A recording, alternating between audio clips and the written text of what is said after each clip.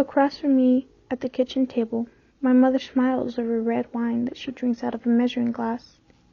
She says she doesn't deprive herself, but I've learned to find nuisance in every movement of her fork, in every crinkle in her brow as she offers me the uneaten pieces on her plate.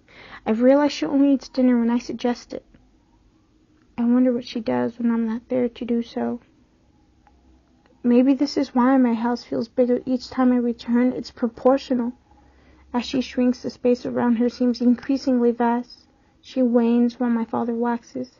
His stomach has grown round with wine, late nights, oysters, poetry. A new girlfriend who was overweight as a teenager, but my dad reports that now she's crazy about fruit. It was the same with his parents. As my grandmother became frail and angular, her husband swelled to red, round cheeks, round stomach, and I wonder if my lineage is one of women shrinking, making space for the entrance of man into their lives, not knowing how to fill it back up once they leave. I have been taught accommodation. My brother never thinks before he speaks. I've been taught to filter. How can anyone have a relationship to food, he asked, laughing.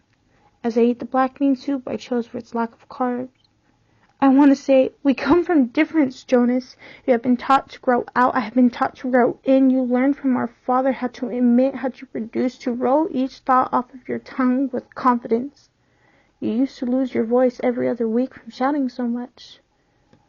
I learned to absorb. I took lessons from our mother in creating space around myself. I learned to read the knots in her forehead, while the guys went out for oysters, and I never meant to replicate her, but spend enough time sitting across from someone and you pick up their habits. That's why women in my family have been shrinking for decades.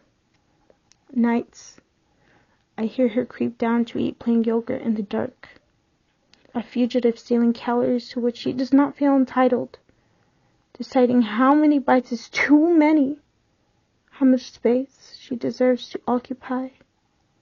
Watching the struggle, I either mimic or hate her, and I don't want to do either anymore. But the burden of this house has followed me across the country. I asked 5 questions in genetics class today, and all of them started with the words, sorry. I don't know the requirements for the sociology major because I spent the entire meeting deciding whether or not I could have another piece of pizza. A circular obsession I never wanted, but inheritance is accidental.